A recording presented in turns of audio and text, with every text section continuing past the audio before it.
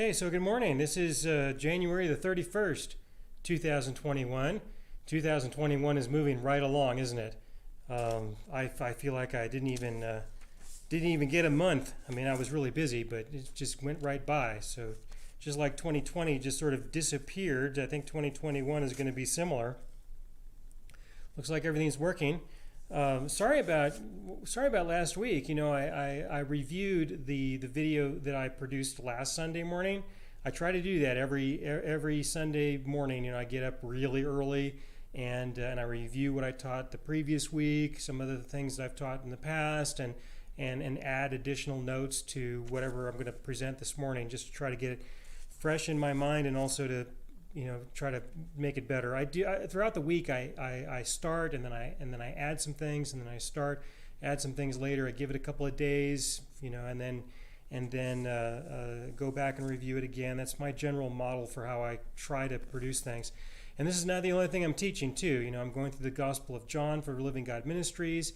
I'm also producing videos for Hebrews that I'm calling archivable. You'll find those on the other channel, the Aaron Budjen channel. This is Aaron Budjen Live, and on Aaron Budjen is where I produce the other videos. And I think I'm maybe 10 behind, something like that, where I'm at right now. So I give it a little bit more time. I wait a little while, and then I review this video that I'm presenting right now, and then I add some more notes on top of that, and then I try to do a more complete and formal and refined presentation the best I can. And so that's what's happening there. And then there's other work on top of that. There's just no shortage of that whatsoever. Okay, so for this morning, I'd like to, and this is one thing that I would not put in the I don't think I would put in the final cut on what I'm presenting here at the end of Hebrews chapter 11. I do have some things I want to finish up with Hebrews chapter 11, and then I'll go into chapter 12. But this is one of those things that I thought would be really helpful to read, that does reflect a lot about what I have been talking about in the previous few weeks. And again, I probably would not put this on the formal recording. Now, I get letters like this all the time. Okay, I do, and I get mostly emails, but this is a handwritten letter. Most of the time, I get emails, or I get pieces, pieces of what is contained here. But this was written really well, and so I'm not going to tell you wrote it. I'm not going to do that. Even if I asked the person if I could tell you who did it, I still wouldn't tell you. I just prefer not to. But I'm sure this person would be okay with me sharing this because I know that there are a lot of you who can relate to this, and I think you can really appreciate this a lot, and you can see a lot of the things that I've talked about found in here, in this short little letter.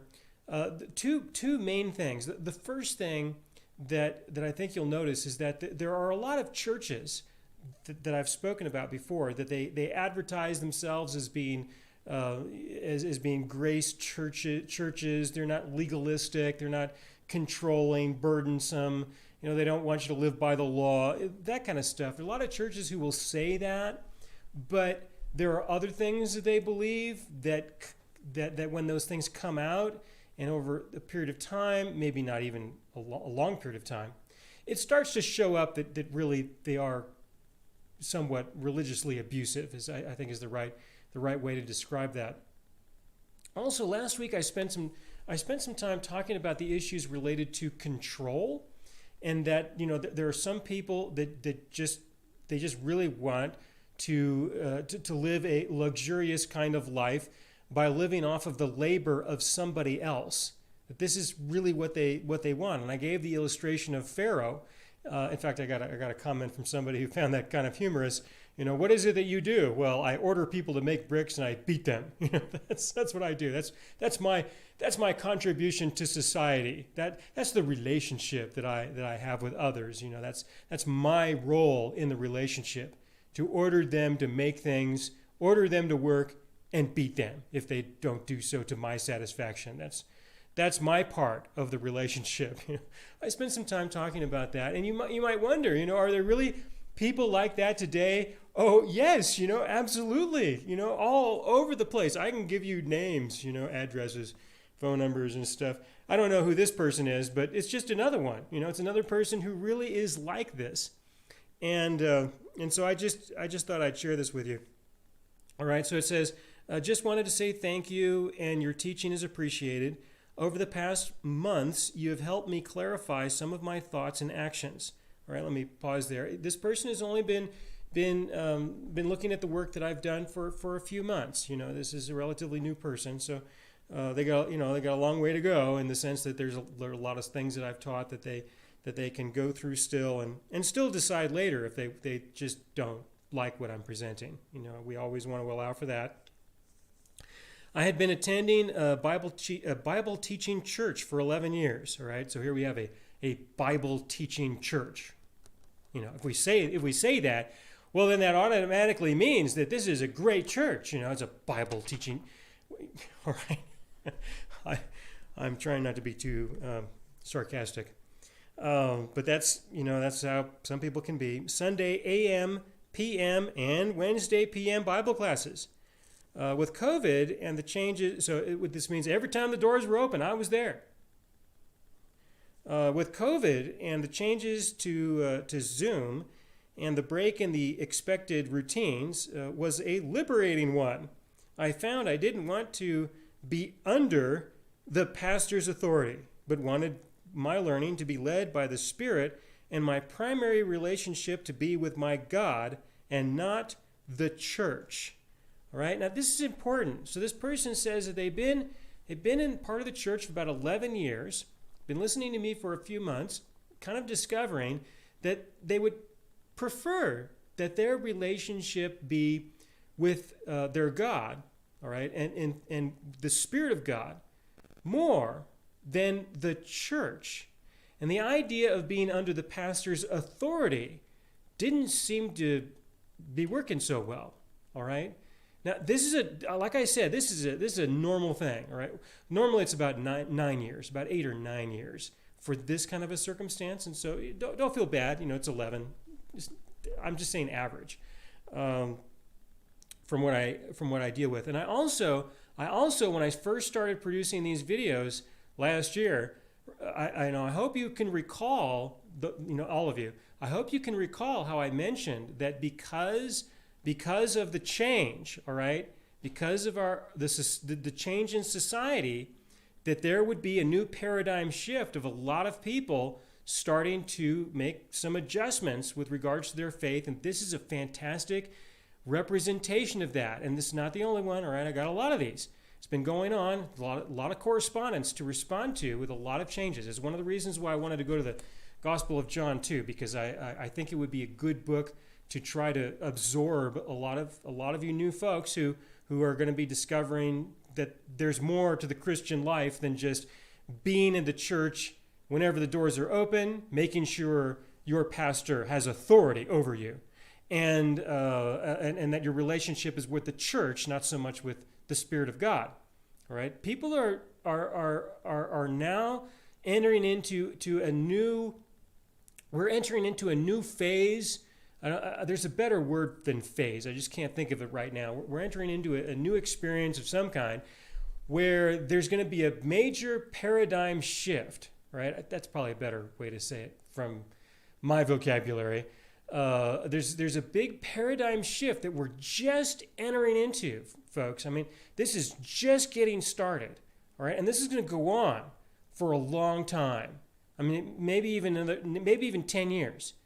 I wouldn't think that to be unrealistic. That I genuinely feel that we're entering into this new paradigm shift where there's a lot of opportunity, and I'm so thankful that I was able to produce as much content as I have produced in the past because I need it right now, and I'm now going to double that in the future is what I'm trying to get set up and work on.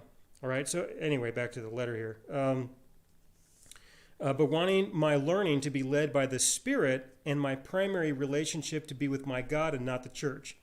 Okay, so this led to some struggles mentally, especially when the pastor wrote and told me I was to be under his authority and the local church to learn. Oh, I'm sorry, these things are numbered. He wrote to tell me a number of points here. I think it's 3 of them. Yes, should be 3, yeah, because that's the standard. You always have to have 3 points when you write a letter like this. Okay, so the first one, the pastor writes and says, number 1, I was to be under his authority and the local church to learn. All right, that's number 1. Number 1, let me see if I can try to describe how this would sound. Okay, if I was to send you a letter, all right, or let's just say that I'm just telling you this right now, which is not what I'm intending to say. But if I was to say something like, now, number 1, all right, number 1, the first thing, the most important thing, okay, is that you need to be under my authority. Yes, you do. My authority. And my church, my church that is local to you, you must be. Number 1. Okay. Number 2, that I was assigned to him by God. All right, so let me see if I can try to express this in that kind of a way. Number 2, you have been assigned to me by God. Okay, I hope you're laughing with me. If only we were together, right? You're probably in your living room and I'm in mine, and and I think a lot of you can laugh because you've seen this. You know exactly what I'm talking about. It's everywhere. Okay, so number 1, all right, you need to be under my authority, and number 2, you have been assigned to me by God. Number 3, that I was out of the will of God. You help me to see. Oh, that's the end of it right there, right? Period. And number 3, you are out of the. You are. I can't even say it. All right, but you guys, I'm sure you get the point. Okay, that when you get something like this, all right, this is not unusual. Okay, it's not unusual at all, and. You may not even know that this is really what your pastor thinks until after you start to rebel and you don't show up at the appointed time, because you've been assigned to him. I mean, it's just unreal, okay? If anybody came to me and they said, now, Aaron, I need to be under the authority of the pastor. Can I please be under your authority? And I would say, I never want to see you or hear of you again. All right? No. Okay? You are to be under the authority of the Holy Spirit of God, not me. If somebody says, I really believe that God has assigned me to you, that I am assigned to you. And I would say, well, I think you need to go sign up somewhere else. All right? I do. Please go sign up someplace else, or that will of God. What are you going to do if you're gonna maybe send me an email and apologize? Please don't do this. All right, don't do. I get enough email already. I don't need more. All right, like this. But you might send me an email and say, "Oh, Aaron, I must confess my sin. I must confess and ask for forgiveness because I missed your last 3 video presentations. I am out of the will of God." Okay? No, don't do that to me, all right? Don't. But, I want you to see this, that this is real stuff, all right? You helped me to see I had traded the grace of God in the new covenant to a legality, a set of rules to be followed, etc. The pastor is an excellent teacher and very true to the Bible. Now, let me pause for a second here, all right? Maybe he's a really good teacher, all right? But that doesn't mean that what it is that he is teaching is correct. And if somebody writes a letter like this to somebody, all right, I'm not going to have a lot of confidence in the other things he believes. I'm not. All right, I'm just not going to feel that way. And very true to the Bible. Well, I would consider to allow for the idea that there may be some things that he is true to the Bible regarding. All right, but this is definitely not one of them. To give the 3 points like this, because you always have to have 3. I'm sure in his presentations he's being sure that he's always got 3. For me, I'm lucky if I get 2. All right, but no, I'm not willing to accept this, and I'm not saying that the person who wrote this needs to accept that either. If this person wants to believe that he's true to the Bible, by all means, I don't want to take that away. All right, I'm just saying that I personally would take issue, and maybe in another 3 or 4 years, this person might take a little bit more of an issue too, but no rush with that. No, nothing to worry about. Okay, remember all the things that I've taught in Hebrews. It's about growth and change. And this stuff happens over a period of time, especially when I was speaking in Hebrews chapter 6, 5 and 6. Okay, so and I learned a lot. All right, so it says the pastor is an excellent teacher and very true to the Bible, and I learned a lot. Okay, great, right? Great. We should be excited. We should be thankful. But I wanted to tell him what one of my favorite Christian teachers, the pastor introduced to me. All right, he introduced me to this other teacher, and he said something different. He wrote him in his commentary on Revelation, what we get from our Bible for ourselves is in the presence of God, worth far more than all another person can pass on to us. Well said. I think that's very well said. What we get from our Bible for ourselves is in the presence of God, worth far more than all another person can pass on to us. All right? And she sends this to him. I don't know what the feedback was, but absolutely, right? We can agree with that and work with that. Okay, so anyway, that's the part that I wanted to share with you, just as a good illustration of what I've been talking about. All right, that it really is a big deal. Anyway, again, this one was just really well written. I got lots of these all the time. And I save them too because they're very I'm sentimental that way, and I've got binders full and boxes full of these things over the years. One day maybe I'll go through them, or I don't know, maybe my kids will read them or something, or they'll go into a museum. We'll see. All right. Anyway, let me go back to Hebrews chapter 11. Hebrews chapter 11, and try to finish up here. What I wanted to do is spend a little bit more time in verses 35 down to the end, down to verse 40, with regards to some of these negative things. In the middle of verse 35, right after it says, women received their dead raised to life again, where the writer was talking about some of the things that we would consider to be exciting and good, and sorry, I'm glancing over at the screens because I got a little irritated this morning watching what I did last week. I was off skewed a little bit to the left, and all of a sudden I'm thinking, all right, so we look through the hall of faith, right, and look at these people who experience these great, wonderful things of God, and then there's this next section here where there's a lot of suffering that happens, a lot of tribulation. Others were tortured, not accepting deliverance, that they might obtain a better resurrection.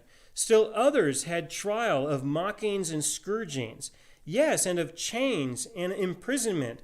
They were stoned, they were sawn in two, were tempted, were slain with the sword.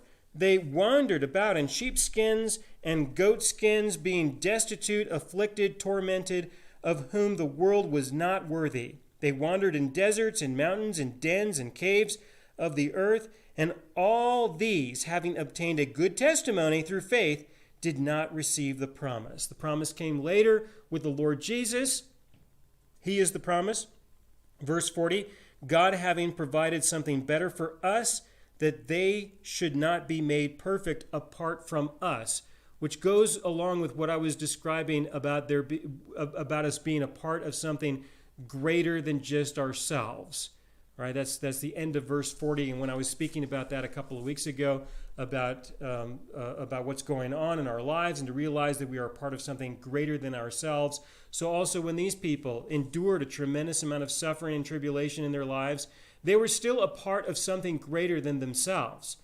And that is reflected in what we understand concerning the promise of the Messiah and how he accomplished what he came to accomplish. The new covenant went into effect, that we are now a part of that. And we're all connected in that sense. And in the future, there will be more generations, should the Lord delay longer, there will be more generations of people with whom we are a part of their lives also. All right, so we have a number of things here. The first thing that I'd want to mention is that when I first saw this, when I was very young in the faith and I was reading the Bible, I saw this and I was very, very much encouraged by this. I was. Because most of my life has been littered, with a tremendous amount of suffering, failure, and loss. I'm loaded with that. I'm not one of those guys who just, got everything perfect, and so I'm perfect, and so I'm here to help you to become just like me, perfect kind of thing. I'm not into that. I don't do that. I know what it is to experience a lot of loss, suffering from my own bad decisions, from the effects of other people's bad decisions, But when I saw this early in my faith, I realized, this is important, that my circumstances of life, no matter what's going on with me, it's not going to have anything to do with my relationship with God, in the sense that I cannot say that there's something wrong with me and God because things are not going well. That's not a measurement. That's not a valid measurement of the relationship that I have with the Lord. If things are going, because people would do that. They would say, well, if things are going great, then your relationship with God is right where it should be. And if things are going bad, then there's something wrong with you and your relationship with God. Probably some sin in your life. I don't need a probably. There's plenty of sin to go around for everybody. I got some too. And I'm pretty good at figuring out what it is. And for those things that I'm not good at figuring out, I got lots of other people in my life who will inform me. Right? Plenty of people who can inform me of that. All right, but I figured this out early on in my faith, and it really gave me a big advantage, a huge advantage, to be able to pursue the Lord and to pursue the life in Christ Jesus with an understanding that regardless of the circumstances, my relationship with my God would always be steady, consistent, and forever increasing. Steady, consistent, and forever increasing. That I understood right away, and it's not failed me since. And there's been lots of occasions since then, right? Lots of occasions when people would discover, it's one of those times my life is just awful, and in the early years, not really in the later years, but in the early years, people would tell me, now Aaron, there's something wrong with you, there's something wrong with you, and I'm a little concerned, I'm a little nervous, maybe we need some counseling to find out what's wrong with you, what sins are you hiding? I've had lots of people relate to me in this way. And I've been very good about rebuking that and saying, I don't see that. I just don't. I don't think that all this awful stuff that's going on right now has anything to do with divine intervention. I just don't. I don't think God is doing this to me at all. Maybe he is, but I don't see it. And if he wants me to know that it's him who's doing this to me, I'm sure he'll find a way. But I'm not convinced by what you're telling me. I think that this is going bad because this is just normal life, this is just the way it goes. And I've done exceptionally well with that conviction. And until the Lord shows me otherwise, which would probably just be one or two unique circumstances, I feel very comfortable with that. And today, more than ever, more than ever, all right, that no matter what happens tomorrow, if tomorrow is a really bad day, I'm not going to be thinking that God has decided to intervene in my life and hurt me because I'm not obedient to him like he needs me to do, like he needs me to be. All right? Maybe he will, and if he does, he better let me know personally. But that has not happened. All right? I don't need him to intervene. I got plenty of other opportunities for that.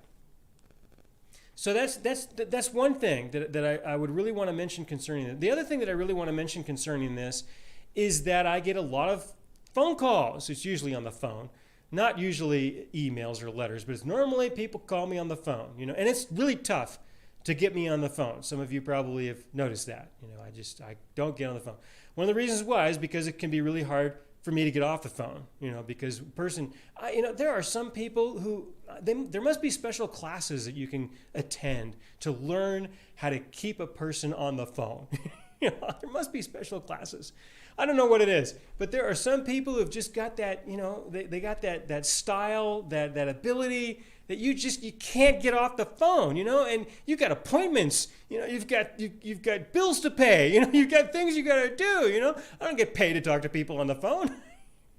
I'll do it still, but understand, I'm not getting billable hours from that. It's not what's going on.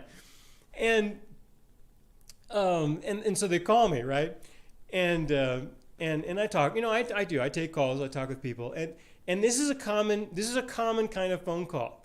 It sounds like this. A person is just all upset.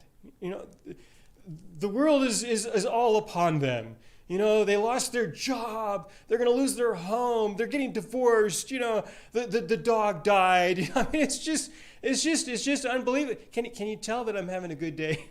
I actually got a lot of sleep last night. I was quite surprised, but I felt rested when I woke up this morning. Right?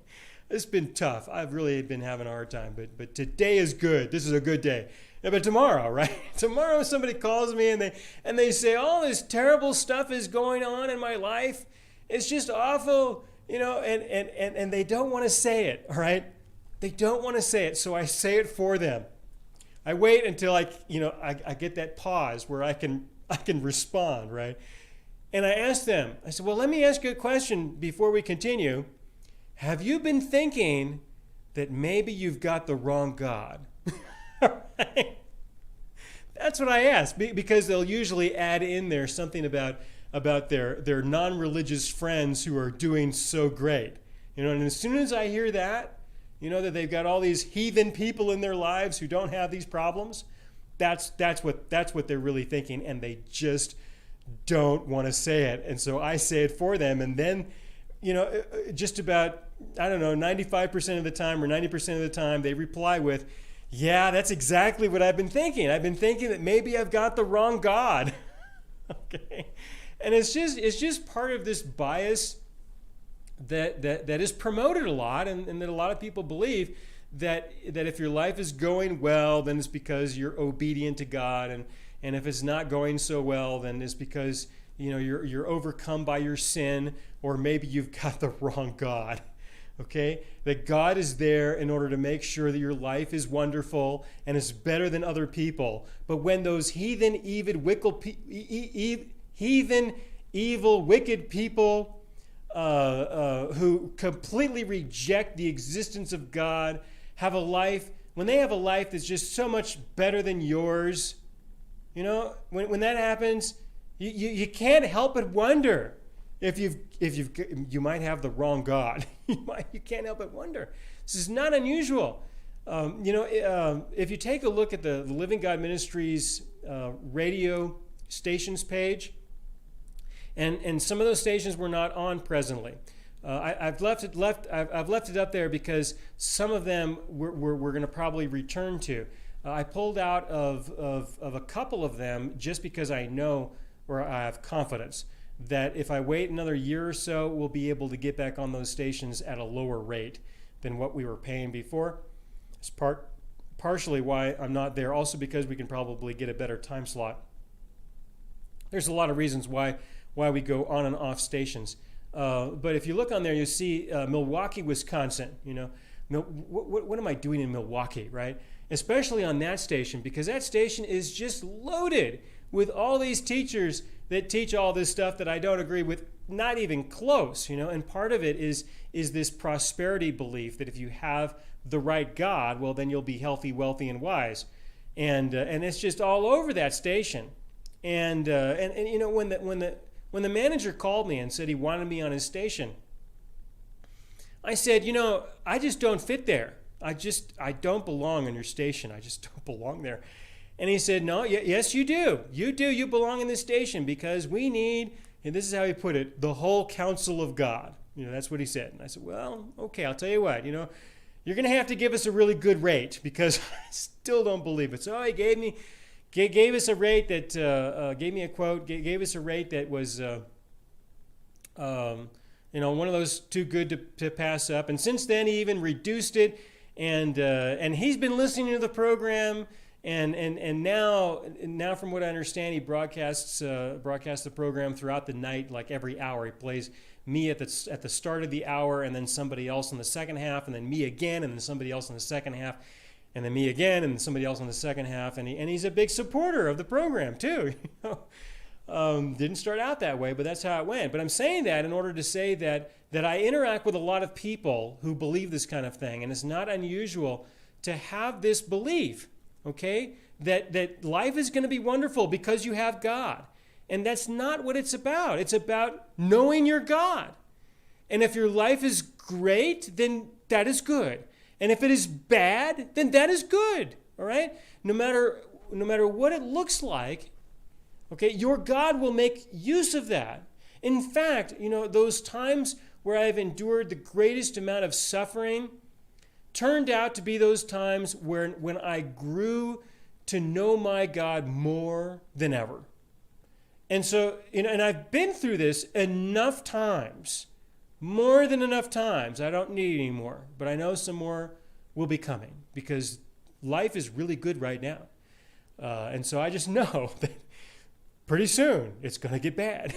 and I just know that. And so if it doesn't, I'll be okay. But I know, when life gets ugly, I just know it's coming. Here are new opportunities. Something good is going to happen. The Lord is going to show me so much more about himself. I hate this, but I'm going to love that. That I'm going to love. When he shows me more about himself, I'm going to love that. And so as much as it's awful, and I understand, I can relate to it, but still, there is greatness, there is goodness that always comes from these things. Okay, so I wanted to convey that with regards to the end of Hebrews chapter 11, because I really do feel that it was well written, well placed, and if you have the maturity and the experience and the understanding that I just described, then I think you can see Hebrews chapter 11 in a better way, and to notice that this wasn't, that the second part of this was not misplaced at all, but it was very well placed. And the way that he described its significance is good. All right. Now let me go ahead and go into chapter 12. In Hebrews chapter 12, I'm going to be stuck in verse 1, talking about the race. Therefore, we also, since we are surrounded by so great a cloud of witnesses, let us lay aside every weight and the sin which so easily ensnares us, and let us run with endurance the race that is set before us. All right, now I got a sermon for you right here, okay? Remember this letter that I read? This probably I'm going to have to use. If the person doesn't want me to use this, they'll have to let me know. But I'm thinking maybe it would be useful to be able to use as an illustration with the final cut on this presentation. What would this pastor say, right? For chapter 12, verse 1. How would he present this verse? Oh, this is easy. This is easy. I have heard this more than enough times. Okay, I know this one. All right, let's see if I can try to present this. We are in this race, right? We're in this race to strive and to go as fast and as hard as we possibly can while we are living our lives. And the race will not be over until we are physically dead. So while we are here in this world and while we are living our lives, we must run this race with all we've got. Okay, it would probably sound something like this: all we've got. And in running what is this race? This race is about getting all of the sin out of our lives, right? Because that's what it could be implying, right? That's what it says. Therefore, we also, since we are surrounded by so great a cloud of witnesses, let us lay aside every weight and the sin which so easily ensnares us. And so we must lay aside, eliminate, get rid of all the sin in our lives. That's what they would say. All the sin in our lives. Because if you don't, you're not running the race. You're not. In fact, if you are running the race, then you're probably running it so burdened, so weighted down that it's like you're not even competing. Right? You're not. If others were running in this race with you, if there was some competition, they would say that you are not a worthy opponent. Okay. Might say a few other things too. Step on you to elevate themselves or to give themselves some acceleration. I don't know, maybe jump on your back and ride you for a while and then jump off and then say, you're too slow. Why are you tired? Right? That's, I'm sure you folks know what I mean. Okay, but that's, so they're saying, they would be saying that, if you're going to run this way, we need to make sure that the sin that you have is set aside, is put away.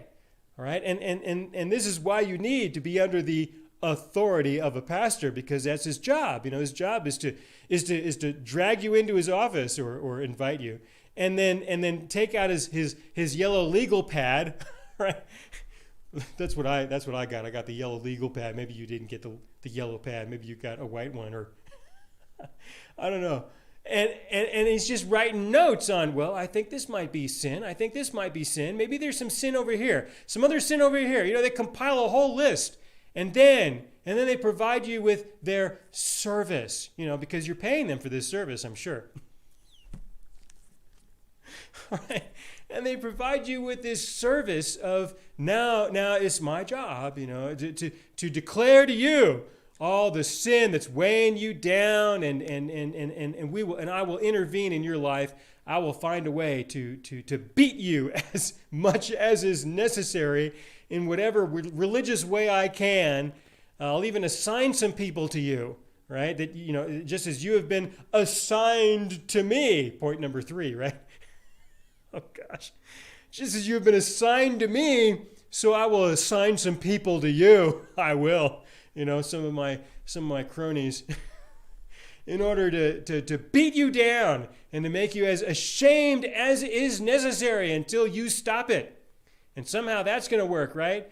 It doesn't even have to be like that. It can be a little softer, a little kinder. We just need to get the list, all right? We just need to get the list.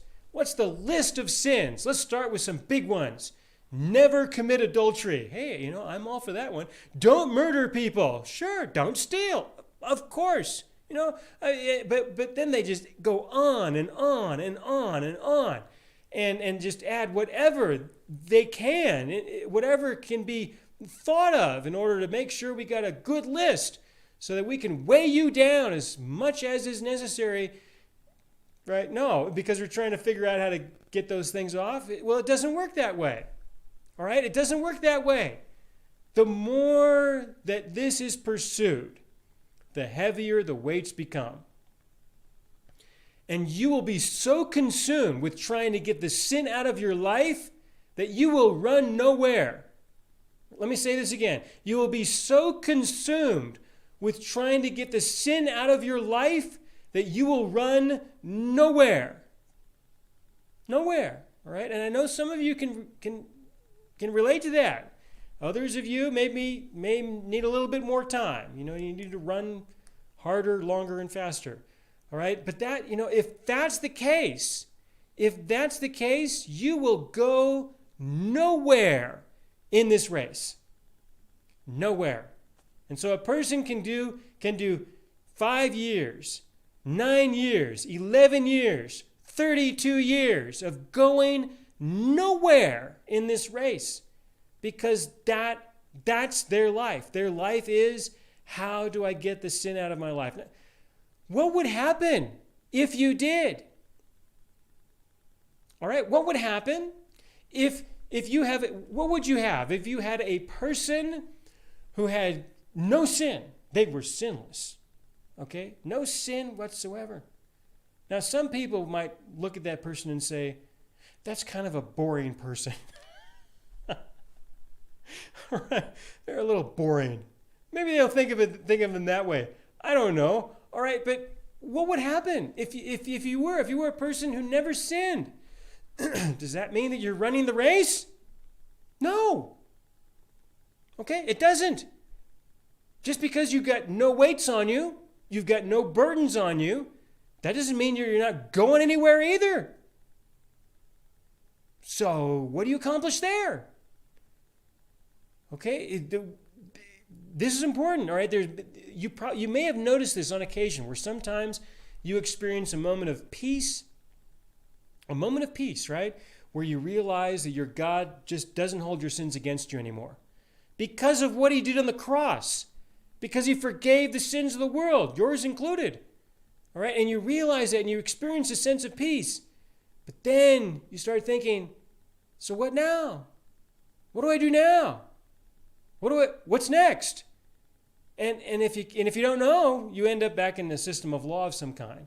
Right? And so that's one of the reasons why I press so hard about people discovering the inheritance that they have in Christ and learning how to live with what they have, because that is what a person needs to pursue in order to run the race. All right? But this is the traditional way that this message is presented. It's presented in this context of whatever these sins are that we can find a list in the scriptures. We can add to it, or we can make up our own. It doesn't matter what it is. But in the end, what you will do is you will increase the weight.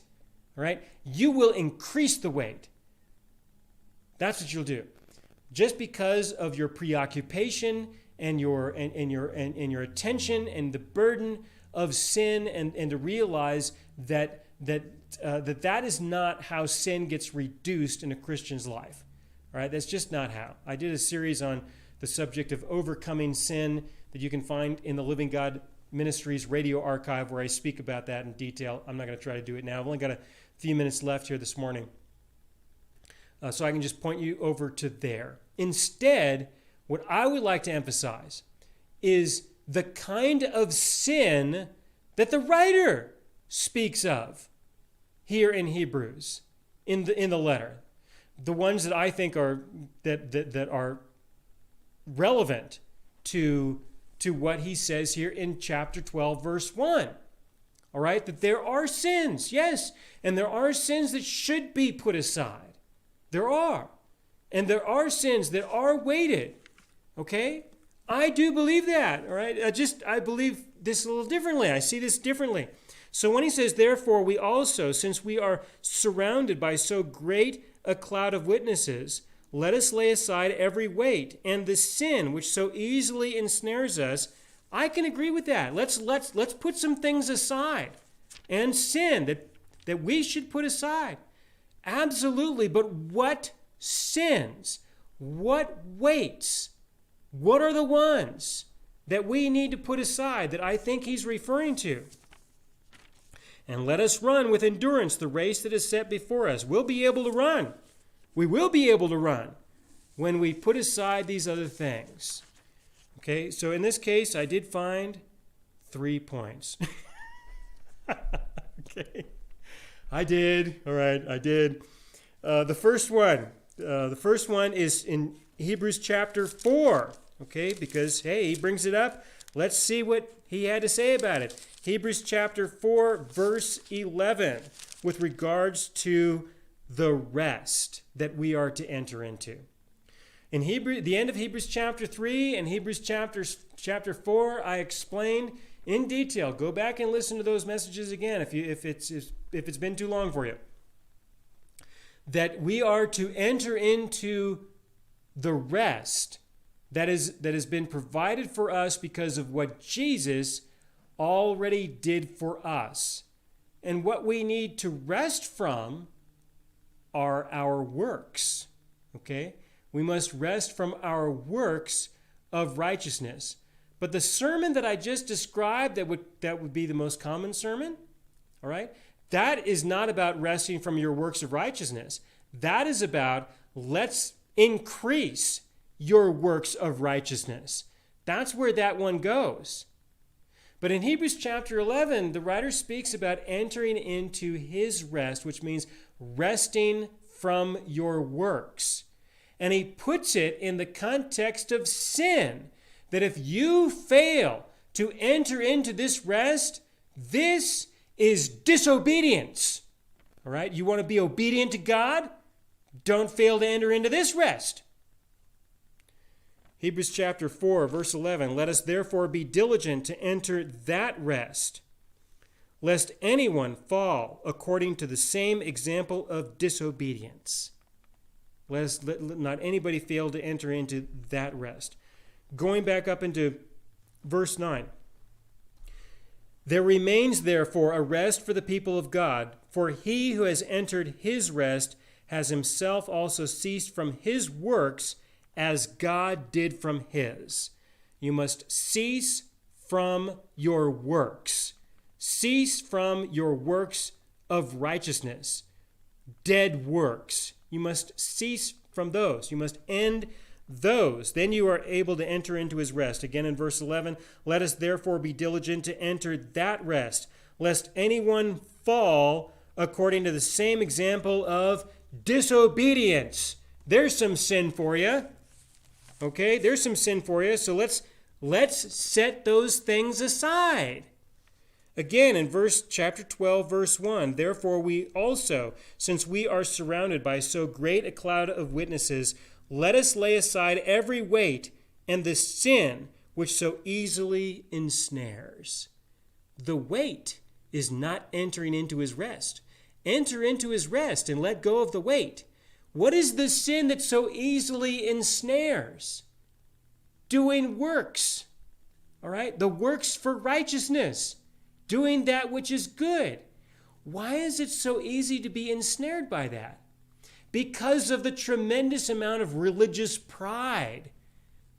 Huge religious pride that we can esteem when we feel that we are being obedient to God. When we feel that we are under the authority of the right pastor. When we know that we have been properly assigned to him. Things like that. All right? There's a tremendous amount of pride that can show up on both sides with that one. And that's the sin.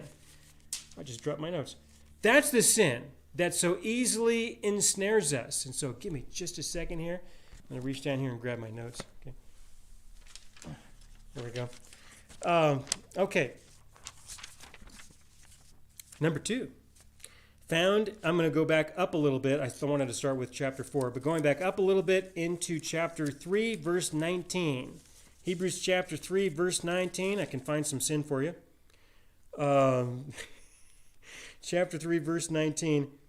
I'll start out in verse 18. And to whom did he swear that they would not enter his rest, but to those who did not obey? He's talking about the example. So we see that they could not enter in because of unbelief, referring to the children of Israel as the example. They disobeyed God and did not enter into the promised land when they were told to do so, and it was the sin of unbelief because they did not believe. Now, folks, if you don't believe the truth that has been revealed to you, all right, which is all Hebrews chapter 11. Chapter 11, faith. Your expression of faith is your response to the truth that has been revealed to you. And if you fail to respond to the truth that has been revealed to you, then you are not believing the truth that was revealed to you. And you are disobedient to God, and you have sinned. All right? It is the sin of unbelief. And that is a weight. Set your unbelief aside. All right? Believe what your God has shared. And of course, he has shared a lot. Point number 3. As an example, one of the things that he has shared is forgiveness. You have been forgiven. You have been set free from the law. You have been given an inheritance in Christ Jesus. These are truths that have been revealed to you, and your failure to believe these truths and your failure to respond and to incorporate these truths into your daily life is an act of disobedience. It is an act of sin. It is putting weights on you that will slow you down and keep you from running that race. All right? That's the sin. Hebrews chapter 10. Remember Hebrews chapter 10, verses 26 to 29. Hebrews chapter 10, beginning in verse 26. For if we sin willfully after we have received the knowledge of the truth, there no longer remains a sacrifice for sins, but a certain fearful expectation of judgment and fiery indignation which will devour the adversaries. Anyone who has rejected Moses' law dies without mercy on the testimony of 2 or 3 witnesses. Of how much worse punishment do you suppose will he be thought worthy, who has trampled the Son of God underfoot, counted the blood of the covenant by which he was sanctified a common thing, and insulted the Spirit of grace? Doesn't that sound like some sin to you? Right? And try to remember. If you don't remember, go back and watch the recordings again. That I explained with great detail that this has to do with the rejection of the forgiveness that you have. That's what it has to do with. All right? When you won't embrace and accept and live with the forgiveness that you have, then this is what you get. Right? This is what you get. There's nothing else that can be done. You have nothing to look forward to but the fiery indignation of hell, of course. All right? This is the sin. So if you are still struggling with the issues related to forgiveness, yeah, those are going to be some weights. They sure are. And that's going to be sin. All right? And it can be so subtle because we're thinking that this is not sin, that this is the opposite, but it is. All right? It is. You got to understand that the sin issue is an important one. All right? Our unbelief is an important one. And entering into his rest, those are important. And when we fail to do any of those, but let's say we fail to do all of those, which a lot of people fail to do, they don't go anywhere. Right? They just don't go anywhere.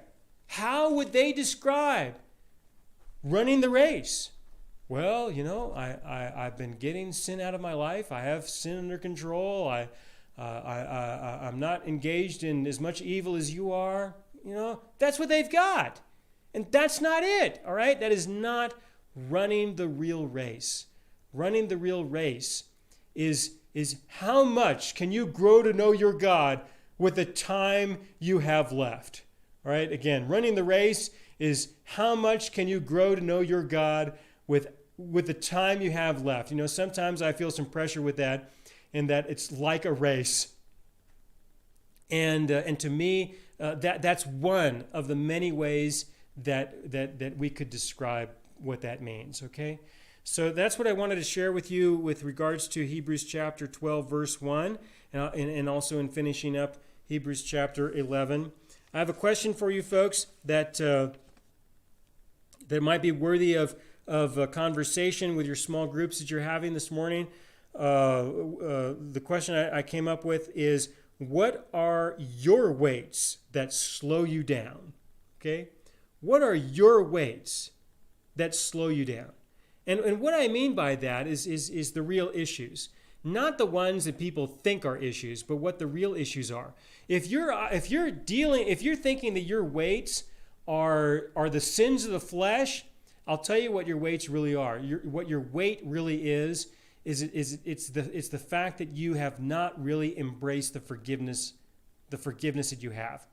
Because if you did embrace the forgiveness that you have, then you would be set free from the burdens of the law that you have imposed upon yourself, or that is being imposed upon you, that draws your attention to these issues of the sins of the flesh. Now, of course, it's great to let go of the sins of the flesh, and I don't want to encourage you to get any new ones, all right, or increase the ones that you have. But that's not the issue. The issue is that if you can recognize that your God must work with you in the midst of your sinfulness, He must work with you in the midst of your sinfulness, then He will work with you in the midst of your sinfulness, and there will be an increase and a change over a period of time as you grow to know the Lord. That may be measurable in a reduction of the sins of the flesh, but the real measurement that we're really after is, do you see a reduction of unbelief? Do you see an increase in resting in the rest, the Sabbath rest that is for the people of God, as is described in Hebrews chapter 4? Are you seeing an increase in the rest that is for you as a person of God? Are you resting in the complete forgiveness of sins so that you can be loved by your God, accepted by your God? Is this reflected in the way that you forgive others who have violated you, that you forgive others with the forgiveness that you have received? Those are the ways that I think a person needs to focus on this subject and to think about it from that perspective. What are the weights that are slowing you down? Okay, what is it that's keeping you from forgiving others with the forgiveness that you have? What is it that's keeping you from living your life in peace and in rest between you and your God, knowing that your right standing with Him is not about what you do, but it's about what He did? What is slowing you down? What's holding you back? All right? That's the question that I thought would be good for you folks this morning. Okay? Let's pray. Dear God, thank you so much for this time that we could spend to review Hebrews chapter 12, verse 1.